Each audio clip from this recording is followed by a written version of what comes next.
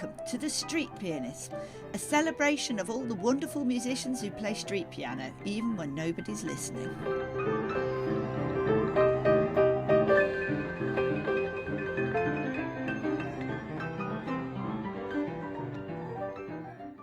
Hello, Mikey. Hello there, Claire. Hello. It's fantastic to be here talking to you. And maybe we should talk a bit about how we met, which was that we were both pianists on the piano. That's correct, yes. And I met you at the big finale concert. That's right, down in Manchester. That's right. That was some night. What a show it was as well. It really was. It was amazing to be picked to play essentially in the heats. From my own point of view, I know obviously I was speaking for you as well, that it was just an amazing experience to be picked to play in these heats. So I was up in Edinburgh, and from our heat there was two, as it happens there was three actually went through. So when we went down to the concert in Manchester, obviously I was looking forward to seeing the young boy Sum and also Daria, who are both excellent, and they got through. And as it happens, Ellis also got through as well, the great singer-songwriter. So there was three representing Edinburgh, and it was a joy to watch them. And it was the actual stage itself, when we actually got into the theatre and we seen the stage, it was sparse in some ways because it was this big stage and it had this big grand piano on it. And I just thought it looks absolutely amazing. It made me jealous, to be honest. That is like, I would have loved to have played that piano. It's inevitable, really, isn't it? Edinburgh put the rest of us to shade. It was almost embarrassing, really, that the rest of us had one pianist and Edinburgh had so much talent that there were three pianists got put through. And then when you watched the episode and you saw people like you and Ronnie, and there was so much talent in Edinburgh, I bet they would have loved to have sent even more than three people through. Yeah, that's the kind of feeling that I got as well. The way it worked out on the day. So the show itself, it's not to really give too much away. It's filmed over a couple of days, the actual heats, because there's enough people for it. There's a good amount that they have to do with each person. I've got to interview. That's about an hour, probably, by the time they interview you before it, and then we'd speak to Claudia as well, and then you'll play your piece. You'll play it a couple of times, and there's a big crowd there and stuff like that. So it takes place over a couple of days. And I remember I went on, and obviously I was nervous. Everybody's nervous, and I was just glad to get through it without making any mistakes. That was the first thing, and I thought I've done quite well there, and I was actually quite proud of what I'd done. Most people I speak to, in fact, just about everybody speaks about how proud they are of having done it, and to be able to conjure this energy from inside them that they didn't think they had, to be able to go and do this. Yeah. I've played lots and lots of gigs, but this was a sort of different level of, I don't know, exposure. There are so many things about that day that were new to me, or new experiences, I should say. And probably the thing that took me back the most, because in my mind's eye, before I went and played, I went through a lot of it in my mind as to how's this going to play out. Okay, so I'm going to arrive, and then I'm going to talk to the crew, and then maybe do an interview. Then I'm going to walk on, talk to Claudia, and these are all huge things. But in my own mind, I thought I'm just getting myself prepared for them. So when all these things happened, that was great. I'd been through that and I'd walked through that in my mind beforehand. But there was one thing that caught me out. Yeah. And that was there's loads of cameras, but there was a camera that was right in front of your face, which was quite intimidating. It was just right on top of the piano, a big camera. And I thought, I can't look at that. In fact, normally when I play gigs, I'll look at the audience, I'll smile, I'll interact with them and that kind of thing. Yeah. But on this occasion, I thought, I'm going to need to just look down, concentrate, do my breathing or something, just make sure I play the thing right. Yeah. And probably about halfway through the piece, I started to get a bit more comfortable. I thought, this is going quite well. Yeah. So I lifted my head, I looked up, and I knew the camera was there, it was all right. But I looked in the reflection of the piano was so new. It was so new, it was like a mirror. And I seen in the reflection of the piano hundreds of people behind me. Right. And they all had their phones out, and I went, oh my goodness, this is crazy, this is intense. And then I thought, okay, I just need to look back down again. I played loads of gigs, but that was just like something completely different, because when you play a gig, quite often you're with a band, or you're singing as part of a band, or you're a two-piece. This was just me. Yeah. And all these cameras, all these people, just for that one moment, they were there for me. Yeah. And it's the same for you, Claire, as well. For that one moment, 3 minutes, 4 minutes, whatever. It's a funny thing, though, because The first person who said to me about the fact that the piano was so well polished, it was like a mirror and you could see what was behind you, and also your awareness of the cameras. And I didn't notice either of those things. And it's funny as well, because you are much more experienced as a performer than me. You are a gigging performer and you have been for a long time, whereas I've mostly been playing in my bedroom and barely, not even very much of that, if I'm honest, apart from recently. And I didn't notice the mirror and I didn't notice the cameras. I was just focused on playing the piano. And one of the things that I struggle with, because I do perform to audiences occasionally, and one of the things that I'm not great at is paying attention to the audience. I will just be looking at the piano. And also, I've never learned to sight read, so I tend to look at the keys while I'm playing. Sure. I'm looking down rather than out. Yeah. And one of the things that I try and remember is to look at the audience. I can't do it for too long or else I'll my face. But I do try and look at the audience. And I had actually, before I went into the station, I was thinking, I must remember to try and look at the audience and try and engage with the audience.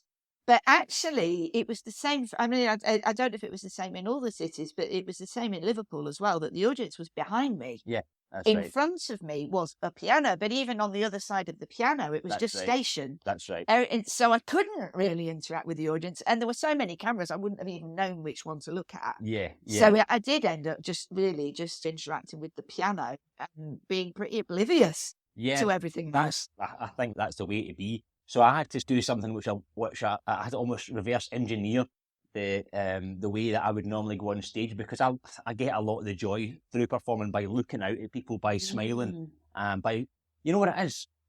It's dead simple. It's a gig is like a transfer of energy. It's a transfer of energy from the musicians on the stage to the audience, and then the audience, back again. they give it back to you, and then when they give it back to you, it makes it all worthwhile. And then there's this sort of perpetual cycle of energy. Yeah. And when there's lots of energy at a gig, that's the great gigs. That's the greatest ones. That's the ones that you will always remember. Yeah. When you're looking out there, there's people smiling, they're dancing or whatever. They might not be. They might just be listening intently. I played a show a couple of weeks ago with a band that I play with, dumb instrument. Now, with that band, they are a 7-piece band, and they have got a brass section and guitars and some drums as well.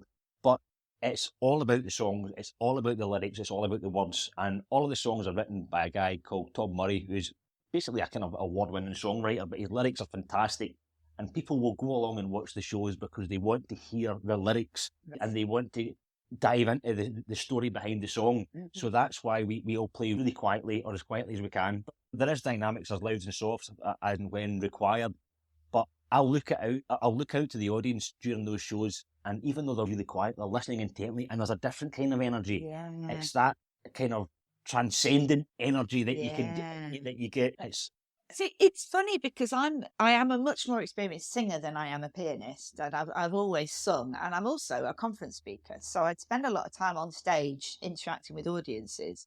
And when I'm singing or when I'm speaking, I'm always looking out, and I'm deliberately finding people to make eye contact with. I'm scanning the audience. Yeah. I'm making sure that I'm including them in what I'm doing. And absolutely what you say, I get energy from them. I know a lot of people, particularly conference speakers, who don't feel so much like performers. I do, but a lot of people don't.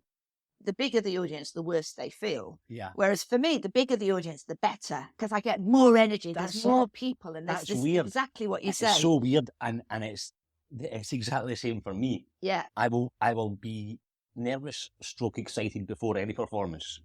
Probably more excited nowadays than the nerves, but it used to be that the nerves were more than the excitement, so it's like the trade-off was not quite so good. Yeah. But now I'll probably be more nervous if there's less people. Yeah. Because if you've got a sort of sparse room and you can't really engage with anybody, and you start thinking those things that you always think were not played well, or we sound terrible, or I'll be sure they noticed a mistake, or all these crazy things. Whereas you can go and play a show to 2,000 people or more, and you just can't wait to get on there because they're buzzing, you're buzzing, and it's just, that's what you do it for. And you'll look forward to those shows for a long time. They don't come along very often, but and you just know even beforehand that there's this kind of excited energy in a room, that's going to be fantastic. To be honest, that's what's put me off. I mean, that and many other things, not least the lack of talent for me, but it's what's put me off the idea of trying to be a professional musician. because I know that you have to try and make it, and you have to spend a lot of time in rooms with little or no audience, or audiences who really don't care that you're there. So like those gigs where you have to just play in the corner of a restaurant or something, and Yeah, absolutely. people aren't there to listen to you. Yeah. And that puts me off. If I'm going to perform, I want an audience that's big and lively and paying attention and wants to be there and wants to hear me, not just a handful of people and a dog. Yeah. That would be less fun. Yeah. Yeah. It's a lottery. Thankfully, most of the things that I do now it'll be like, okay, a band that I've played with for many years, where they will put on special events and people will buy tickets, and you're guaranteed an audience because they know what they're coming to get. Or I'll do sort of session or date things where you just turn up on a night where a band hasn't got a keyboard player that night, and like a wedding band or something, and they'll have a 50 or 60 song set, and you'll go, I know most of them, so you just turn up, you meet the guys, and then you play. And that's fine, because that's a wedding and it's a celebration and everybody is so happy to be there, so that's great. So you get a buzz off of that. It's been a while since I've done something where you're in the corner or there's nobody there. You have to do these things sometimes. Yeah, you're lucky because you've reached a point in your career now where you don't have to do that. But I think for a lot of people starting out, it's hard to avoid those. It's impossible to avoid. Yeah. We used to, years ago, we would travel hundreds of miles and play gigs where we didn't know if they were going to be any good or not. The venue didn't know who you were, and they would be terrible. And you would maybe driven 200 miles or something, and we would always joke to each other on the way back, it's character building. So there was so many gigs I've done like that is towards the early part. But you know what? It's like any job, it's like any profession. You go into any job, you're a teenager, let's say. I remember my first job, I worked in a shop, and I was a teenager, and as a result of that, probably didn't really get any respect whatsoever. But at that age, I knew that's the way it was going to be, and I just had to accept it. You just have to go through it. You just have to get through it, and I got through it. And with age comes a bit of respect sometimes. But I feel as if, though, that if you just do the hard work in any chosen field, then eventually that's where you get respect. And actually, that's one of the reasons why, I guess, that's one of the many reasons that I do it. Of course, I enjoy the feeling of actually playing. I'll play myself. I don't have to be an audience here. I get joy out of that. Because it's funny, because I actually thought, as I was saying before, that I don't like the idea of a small, indifferent audience. But I've said to other people, and this is also true, people are contradictory, I like playing street pianos because everybody ignores me. And actually, if you're playing in a piano in the corner of a train station, nobody's there to hear you play. They're busy. They're on their way somewhere. They mostly completely ignore you. And I like that because it means there's absolutely no pressure. It's just me having fun in a corner. And if somebody happens to pay attention and give me a little bit of a smile and a nod, then actually that's special. And I think maybe it's because it's not a music venue.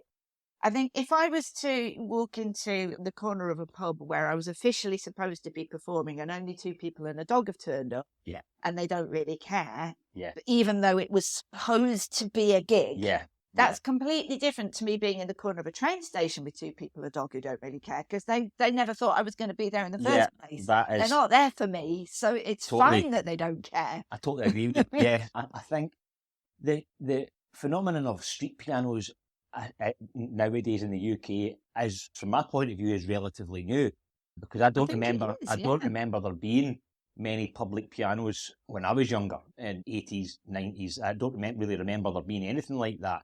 And so I think it's quite a recent innovation.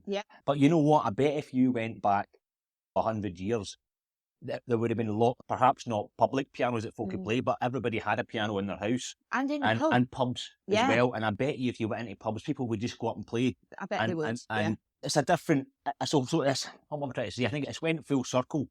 And this idea of... I love what you just said there, Claire, about the idea that you can go into a station and you can go in there, play anonymously, but not anonymously, because you're actually... couldn't be more public what you're actually doing. It's a weird kind of contradiction. But it's like you're giving your music out. There is no negative let's say aspects to this, because as you say, that people are not coming in and they're not paying to come and see you with any preconceptions or anything. Yeah. They either ignore you or they like it. Yeah. And there are no downsides to that. The kind of person that appeals to me as well. When I was a kid, if I would go on holiday and I would see a piano anywhere, I would always want to play it. Mm-hmm. And I would always believe, weirdly, that it was my right to play it. Yeah. Because piano, if somebody puts a piano somewhere, Yeah. then for me, the natural position of a piano is being played. Yeah. And so I've got another job as well. I'm also a postman. And I remember one day, postmen are always getting roused for leaving people's gates open. Okay. So after a while, you learn to shut everybody's gate after you've left it. Yeah, yeah. So I remember there was one day a guy said to me, "Were you delivering my mail yesterday?" I said, "I know, I think it was somebody else actually." He said, "Whoever it was, they left my gate open." He said, "Gates are meant for," "gates are meant for shutting." And I went, "Okay, no problem. Well, I'll tell the guy not to do it again." So I walked away and it got me thinking. And I thought, are gates made for shutting or are they made for opening? Because if they were made for shutting, it would just be a fence. Very good point. I think a piano is the same thing. Like, why would you have a piano that's just a bit of furniture? Why not just have a table? Yeah. Now, tables don't make the same noise as a piano. Yeah. So I think if somebody's going to go to the effort of making a piano, a wonderful instrument, and then it's so heavy as well, and then taking it somewhere and putting it there, then the natural position of a piano is that it should be getting played all the time. Yes. In the same way that a gate should be open, as far as I'm concerned. Yeah. You know what, though? I love the idea of street pianos because I'm the same as you. I've always, whenever I've spotted a piano somewhere, because I've played since I was a child, and whenever I saw a piano, I would be distracted by it. I'd be thinking, I wonder if I'm allowed to play that. Yeah. But I would always be worried, I'm probably not allowed. Particularly when you see them in places like churches and church halls. Yeah. But also in people's houses, if it's just sitting in a corner and nobody's playing it, and you're thinking, I wonder if I'm allowed. Yeah. And I'm probably not allowed. But and I think, I should probably leave it. I'll probably get told off if I have a go at playing that. Absolutely. But the thing about street pianos is it's an invitation. Yeah. There's no danger of anybody telling me off. I'm supposed to play it. Yeah. And I love that. Yeah. So when you were a child, would you just go and play all those pianos anyway? If you saw one, would you play it? You know what? I would just assume that I would be allowed to play it. Mm-hmm. So if I went, I think we went to France when I was a kid and there was a piano at the campsite. And anyway, I just went up and played it. And I remember I played like Blue Moon and I was like 11. So I think this was slightly endearing to the older people that were there. I think, a young kid that knows this sort of I don't know, old swing or jazz standard type thing. But I like that kind of music because my granddad was a jazz pianist and my other granddad played piano as well and they had a piano in the house and that's how I got into it. I was going to ask you, how did you learn? When did you learn? How did that come about? Just what you were saying there about a piano being in a room or in a pub or in an open space. It almost seems like an invitation to play, but when there's a piano in a house, it's slightly different because you feel as if you want to ask, is it okay if I play that? So my gran had a piano and nobody really played it in our house. My granddad had played years before, but had stopped. So as a kid, pianos are very alluring to a toddler anyway. So you want to go up and hit it, and then eventually you work out that if you can hit different keys and it'll make a different noise, and it's really exciting for a kid. So I would go and I would play it or try to as a kid. And then eventually, this was one of these pianos that had a key. So it used to remain open. And then eventually, as more grandkids and stuff like that came along, it was too much. It was getting a bashing. Yeah. So the key came out and it got locked. So the rule was, if you wanted to play the piano, you had to go and have a piano lesson with my grand's pal.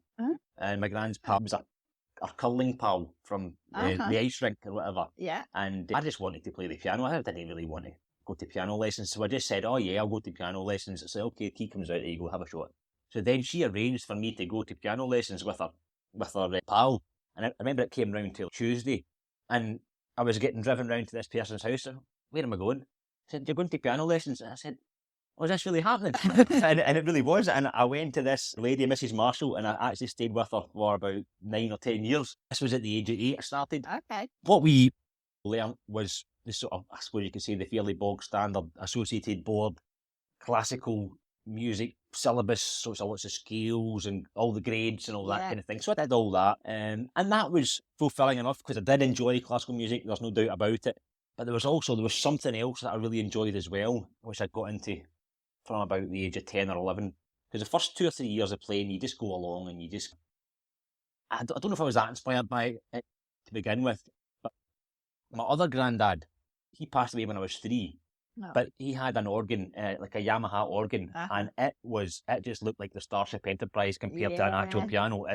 Did it have staggered keyboards? Yeah, it did. It was a 2-tier thing, if I remember correctly. And the thing that got me was all the buttons were different colours, and it had 6 different instruments. So it was like brass, probably woodwind, electric piano, organ, and maybe a synthy kind of sound or something. It sounds a lot like one that my husband had when he was a child, and that still lives in his mother's house. Yeah, it had lots of pedals as well. Yeah, big wooden thing, coloured buttons. And it had backing tracks on it as well. Yeah. And really, I just wanted to go up and hit all the buttons and see what all the different sounds made. Yeah. But I remember one day I was at his house, so I was allowed to play that because I was learning the piano. I was a sort of 10 or 11 by this point, and I opened up the piano stool. I didn't know that they actually opened, and I found inside it loads of sheet music, and I found a bit of sheet music called The Entertainer, which is a ragtime piece. Yes, I love it. And at that time, my hands were really small, but this was the proper sheet music for it. And it's all octaves, isn't it? Yes, the original sheet music, it's just octaves all over the place. All over the place. And I started to learn this, and I thought, right, at that exact moment, it completely clicked for me what this whole thing was, because, and it was really difficult for me to learn and play, but I learned it. And I right away thought, or I knew that if I could learn this, then this is something that I could impress people with. Yeah. And I thought the idea of learning something and impressing people really stuck with me. So did that become your party piece then? Yeah, it did, because I remember I would be like primary 6 at school, and we used to love arranging parties. We used to love arranging surprise parties at the school for teachers or people leaving and stuff like that. So that would be the thing that I would do at the surprise party. You would get you go to the gym hall, there would be a piano in there, and a couple of lassies would go and get the teacher.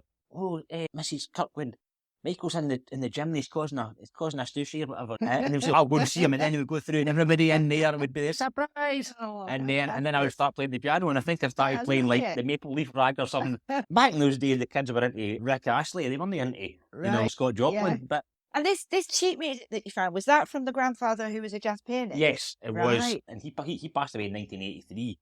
But he used to have his own jazz band in the 60s. He actually had 4 jobs. He worked in the shipyards in Govan as a draftsman there. He had his own jazz band. He was also a promoter as well. Right.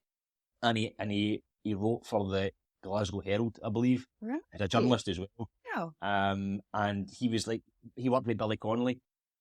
And in the same way you're interviewing me, he interviewed I have Billy just Connolly. listened to Billy Connolly's autobiography, The Windswept, an interesting one, and he talks about working on the shipyards. Who knows? Maybe he even mentions your granddad when he's talking about possibly. it. I remember my gran had told me that one day he brought Billy Connolly back to the house to do an interview with him in the house, and my gran wouldn't let him in the house because he was too dirty.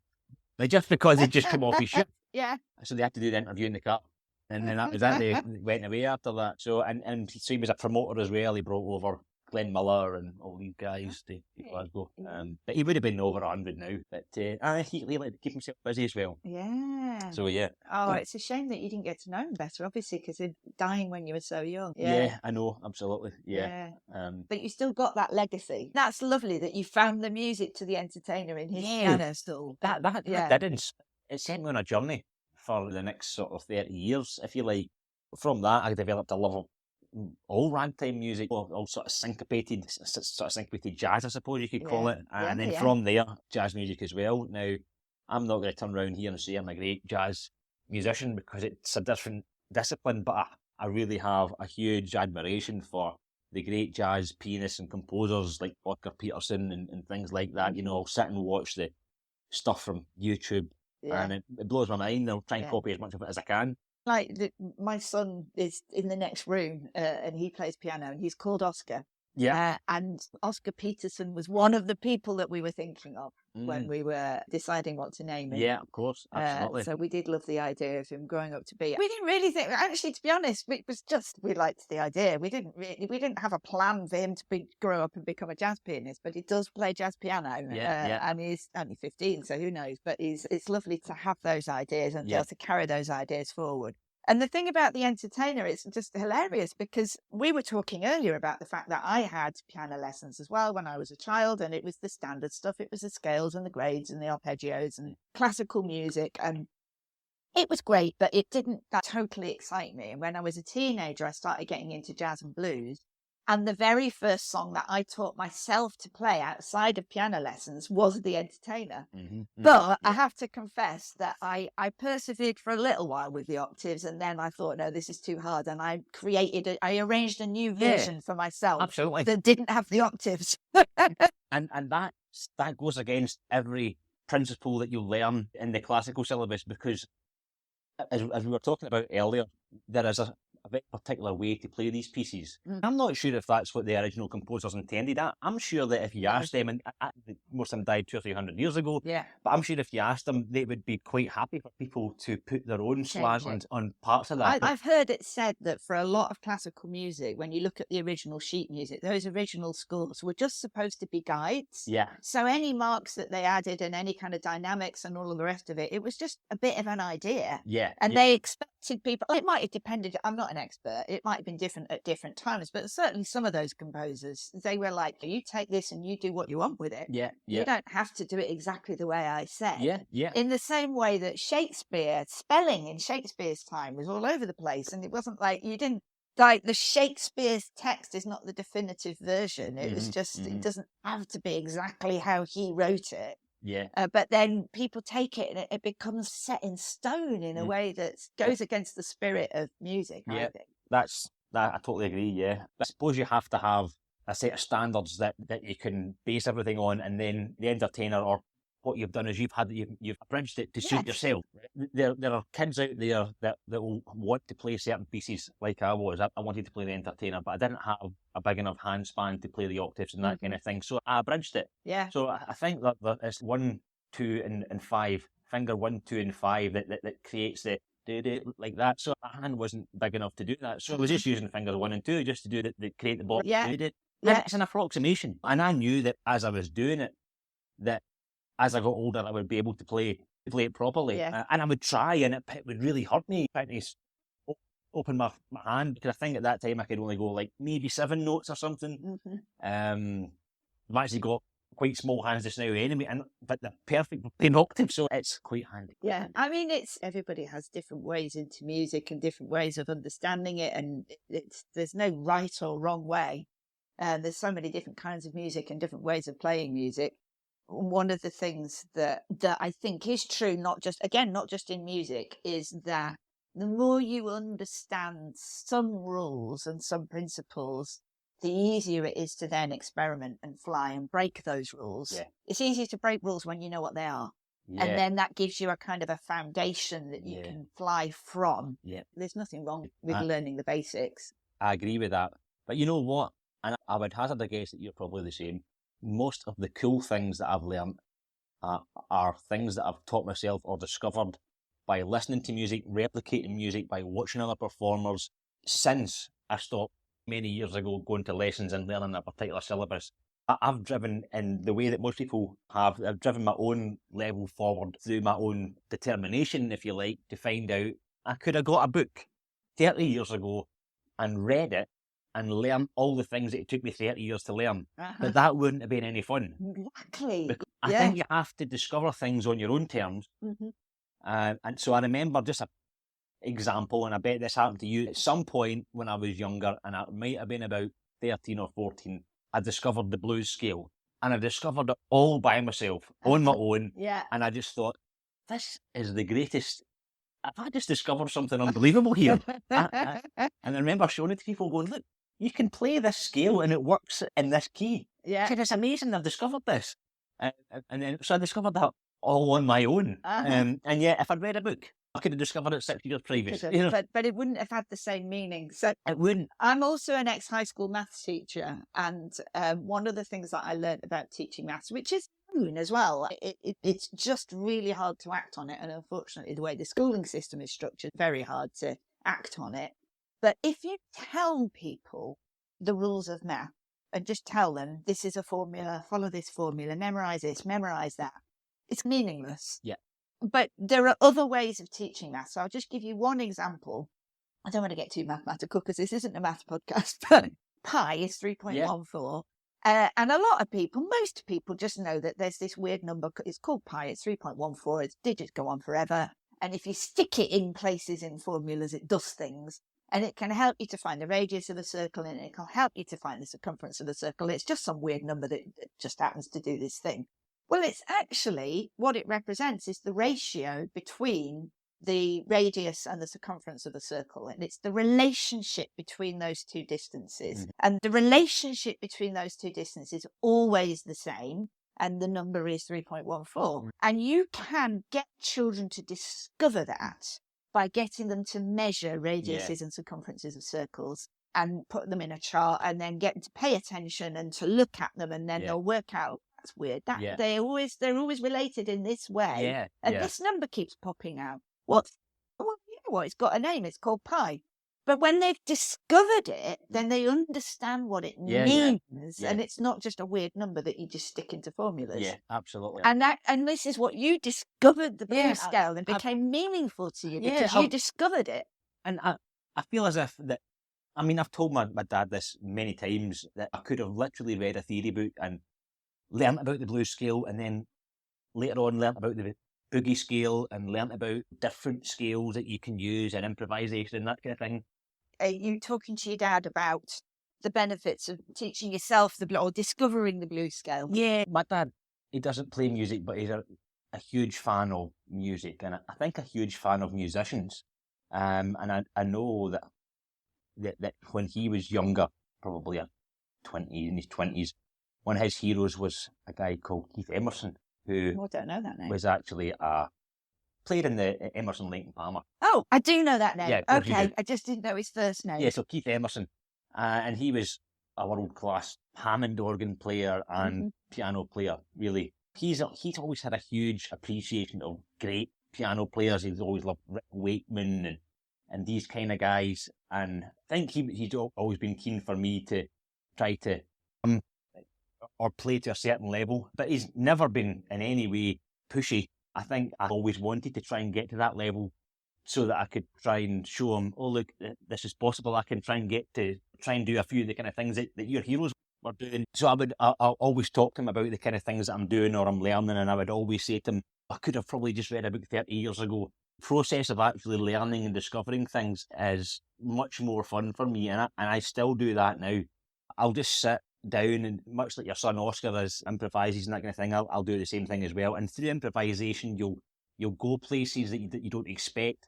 You'll make mistakes, and when you make mistakes, that's when you discover things. Yeah. You overextend your pinky, and you go, oh, wait a minute, what's that? That happens to me quite often. I play notes by accident, and I think, I liked that. That was good. Scale. What's that scale? And then you'll go look up, oh, that's the augment. Yeah. And you'll go, oh, I didn't know that existed. I'm going to use that all the time now. And that thing about the blues scale as well. I met a pianist. Sadly, he didn't. He gave me his phone number, but then he didn't respond to me, and I think he was just shy. But this was at St Pancras in London. Street pianist. He was playing some lovely bluesy stuff, but he was really shy. And I said to him, "Would you like to be interviewed?" And he was really keen to tell me that he was homeless. But you can't tell, can you? I was like, no, I can't tell, because he was really well dressed and he was all neat. And I've just managed to get myself a job, and I'm making sure that I'm all neat. And he's got himself a job in a restaurant. But then he wanted me to play as well, so I played, and he watched me and he was like, "Can't do that." I said, "And what can't you do?" "I can't play the white." And and I noticed when I'd heard him play, but he was only playing the black note. Yeah. And he completely taught himself, and he liked the sound of the blues, and it just worked out that if he only played the black notes, he got this great bluesy sound. Yeah, I know. In fact, that scale is the pentatonic scale, Yeah. which is the blues scale, but just without one note. Yeah. And weirdly, I discovered the blues scale first, and then years later, I discovered the pentatonic scale. And the pentatonic scale is much easier to solo over than the blues scale. And especially when you play, guitarists talk about it all the time, and they play that scale when they're jamming and improvising all the time. And I wish that I'd discovered that first rather than the blues scale, because it probably would have made it a lot easier for me to. Because just when you're going up to that raised fourth, sometimes it scuppers your journey, your flight up the keyboard a little bit, but it sounds great though, and especially when you're bouncing off it and stuff as well, upwards or downwards. And it's weird because that's a scale which is so similar, it's just one less note. And of course, as I discovered later on, you can play an E flat and A flat, and it will sound great. And people think what you're doing is actually really hard, but it's actually much easier. There's actually one thing that I do with a band sometimes, and I think it's a James Brown piece that we'll do sometimes, and there's a bit of a piano solo in it, but the piano solo is actually all on the black keys. So what I can do is I can walk around the other side of the keyboard and just hit them randomly, and it'll sound good, and people will go, guys, amazing. The thing about A flat as well is a lot of the songs that I sing and that I accompany myself are in A flat, and guitarists are just I can't, what are you doing? I don't know, I just listen. And the reason I play them in A flat is because it's a really comfortable key for me to sing in, but often it's because the originals were in A flat. And so that's just where I've ended up. And it's not because I'm trying to make things awkward for guitarists or even because I'm trying to be clever. It's just where I've landed. So many times the guitarists that recorded tunes in the 60s and 70s, you'll listen back to it and you'll go, oh, that's an E flat. And you'll go, oh, they must have played it in E flat. But in actual fact, they just detuned their guitars. And for whatever reason they did, I'm sure there's a very specific reason for them doing it, or it may just have been because the singers, they just made it a bit easier for them because it's that half step lower. But that's really common, or even sometimes almost a quarter step. And you try to play along with it and you're going, this sounds horrific. You know, you play along with the backing track or something. It's not in tune with it. It's just not in tune, you know. So do you, because I know that we said before that there aren't many street pianos right here local to you. But do you find yourself playing street pianos when you see them? I will always play a street piano if there's not somebody on it, and I'll wait around until they leave, unless they're really good, and I'll give it 10 minutes. But yes, so if there's a piano anywhere, then I'll go up and play it. But I tend to be a bit more respectful now. I'll usually ask if I'm allowed, because I realise that maybe sometimes people don't want to hear piano. But if it's just sitting there and it's come and play me, I think there is one in Burn, like a kind of electric mini grand piano, or there certainly was, and I've played that one before. That's a shopping centre near Glasgow. There's obviously the one in the Central Station as well. And however, whenever I've been in there, there's always been somebody on it, and I've had to be going somewhere. I think I've only played that one once. Where I stay, which is in Ayrshire, there is not really anything like that. There's a great stage school close by that's got loads of pianos in it, and the cafe as well, so people are more than welcome to go up and play them. And so I've played that one a few times, so that's the kind of one. So whenever I see a piano, I really want to play it. But if you just manage to find yourself just near a random piano and you find yourself playing it, what do you think your motivation is? Is it just because you enjoy playing piano, or are you aware of people around you and are you wanting some kind of reaction from them? Or no, I actually don't. No, it's simply for the joy of playing. I love to hear beautiful noise. And if there's not beautiful noise around me, then I want to try to create some. Just for my own satisfaction, for my own joy. You know, that's why I write a lot of music. If somebody else had written the music that I'd written, then I wouldn't need to write it. Because nobody had, then I need to write it so that I can hear it.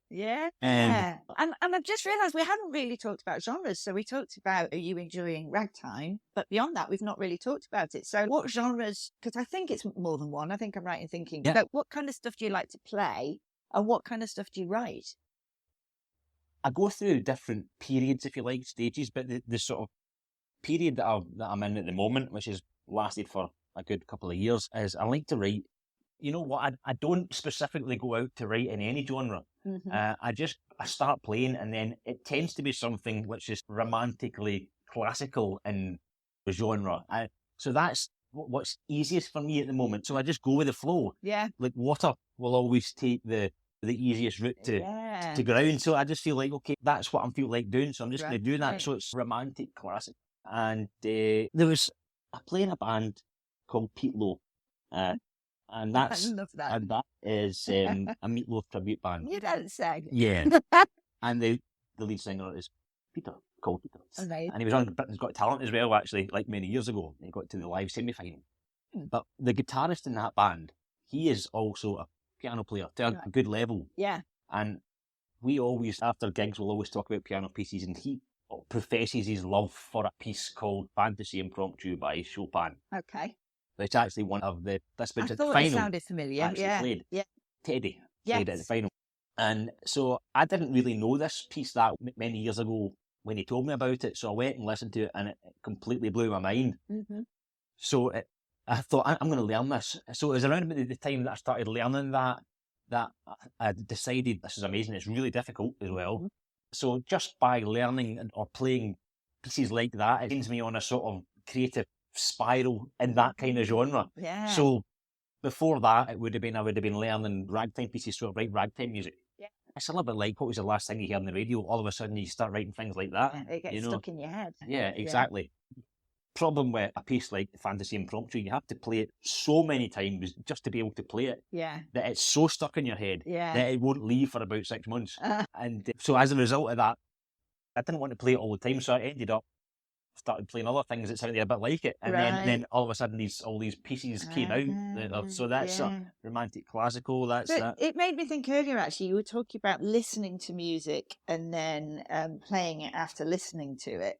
Because I sing as well, and there's been a few songs that I've sung that I've listened to the original, and then I stopped listening to the original. I listened to it well enough to get to know it.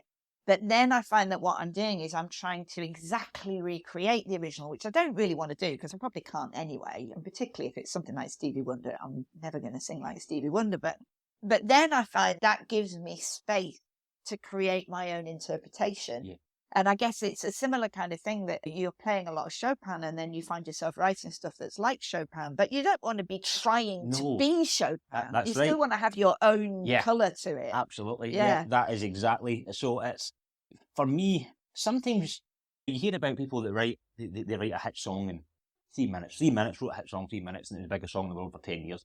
Well, it's the opposite for me. Right. It might take me a few months to write something, just to get it to where it wants to go. And my process is I won't record it at any stage. I'll just keep playing it, and I'll play bits, and then I'll think, oh, that's a great bit, but then I want to play it for a week, and then I'll go back and try and remember the bit, and then I'll forget it, and then I'll write something better. So it's kind of constantly evolving things. So I don't record them until they're finished. So it's just from memory, and sometimes I forget great sections and pieces, and I console myself by saying, look, it's in there somewhere, it'll come eventually. If it's important, it'll come out. Yeah. So if it's really good, I won't forget it. I've got 4 pieces at the moment that I've never recorded, and they're completely in my head, and I should record them, but I'm thinking the reason that I haven't is, first of all, I'm not sure if they're actually finished. Secondly, I'm not sure if I can even play them, because I always try, I don't know why, I write things that I can't even play. Yeah, I've done that. Yeah, because you might come up with an idea and you go, I don't know if it's possible to play that, and then you can almost play it, and then eventually you can play it, but it might take you months.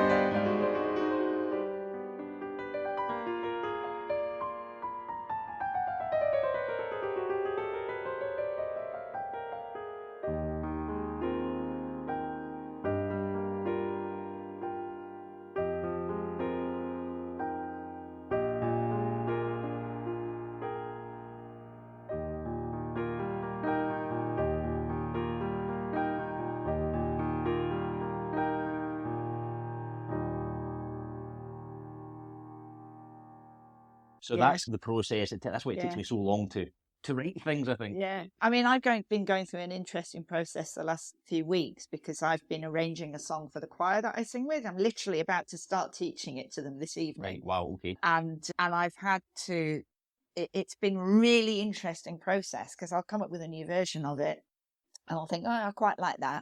And then I'll record the teaching track. So I'll record myself singing all 4 parts so that people can listen to it, because most of the people in the choir don't read sheet music.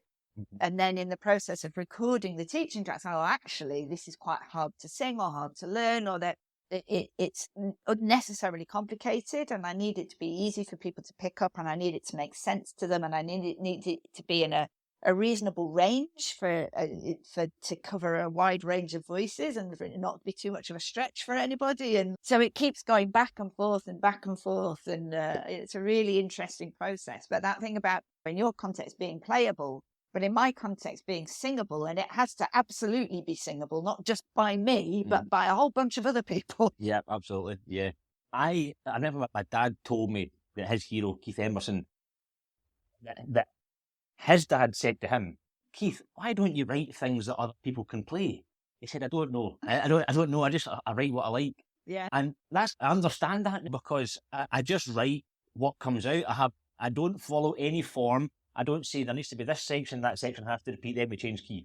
I don't do anything like that. I start somewhere, I go in a straight line, and then wherever I end up. Amazing. And that's, and I only get there by making mistakes, or what I said on the programme, and this is true, when I'm out delivering mail, sometimes I'll write the piece in my head, or I'll write parts, and then I'll go home and I think, is that possible? And I'll go, oh yeah, that's possible, that's great, that was a good idea, that worked that time. And it's for that reason that when I'm out delivering mail, I'll put the wrong letter through the doors and things like that, because I'll be thinking about something else. Yeah. There's a weird little coincidence about you mentioning Emerson, Lake and Palmer, because literally this morning I was in my mother-in-law's bathroom, and she's got a sign on the wall that says something about bubbles and trouble. And it instantly put in my head the song Big Bubbles, No Trouble by Emerson, Lake and Palmer, which I used to love when I was a teenager. And I got me thinking, that's actually, I don't think most of the stuff they made sounded like that even. I wonder where that came from. It made me want to go and listen to it. So I'm going to go and listen to it now after we finish. Yeah, you should. It was probably written by Greg Lake rather than Keith Emerson. Yeah. But yeah, I think that's what really appealed to me. That's progressive music, progressive rock music. So I always really liked music that kind of just kept moving and kept changing. Mm-hmm. I think I'm a little bit different now, though, because I think sometimes when you hit upon a great hook or great bit of music, you want to hear it again. You'll look forward to that hook coming back around in the song or in the piece. So I'll tend to repeat things now, but it used to be before. Yeah. I just wanted to just keep going and keep changing. I tell you what, it's highly energy sapping having a piece that's 5 minutes long that's always changing and trying to remember it as well. Yeah, I can get that. Yeah. So yeah, I've slightly changed my outlook on it now. Let's go and play some music. Yeah, I know. Yeah. The night I came home from the show, so this is after the second day's filming, I watched like Daria play and Sum and Graham, and I thought, oh my god, those folk are absolutely amazing. I said, I need to up my game, you know. So I came in and I was like, okay, yeah, I did quite well, but I need something. Oh god, I was kind of angry. I was thinking, I need to up my game. I need to do something that's like a bit more in your face right from the word go. So I just started messing around, and I don't know if this is even finished yet, so I'm just going to just mess around with it. Maybe you can have a bit of practice, or who knows where it goes.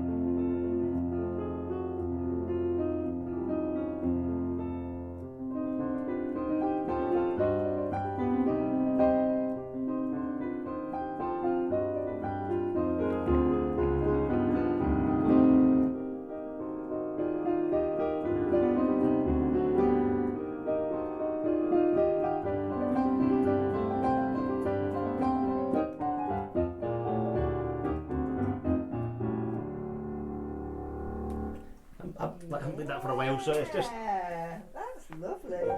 So, wow. So that was like, I came in and I was like, God, those guys are just so inspiring, especially the young kids, some. So I kind of came in, I thought I need to up my game. So that's why it starts off always from an angry place or a place of frustration. So that's why the left hand is like that. And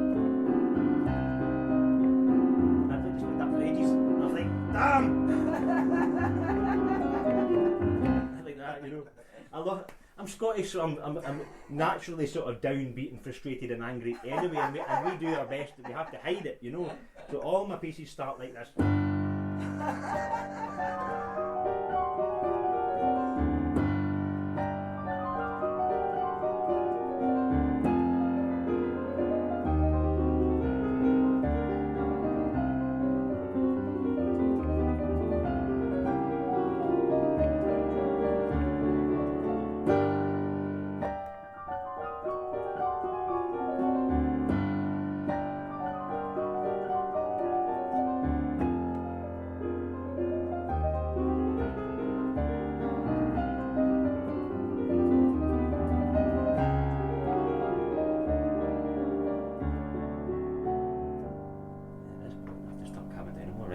System now.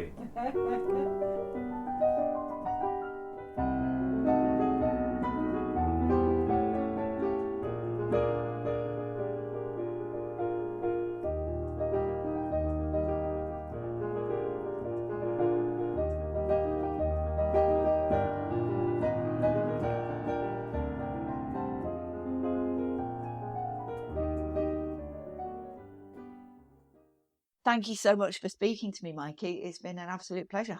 Thank you for coming to see me, Claire. Yes, thanks Brilliant. again. Goodbye. Bye-bye. Thank you to Anthony Thomas, who provided the theme music, and stay tuned to hear more fascinating stories from street musicians.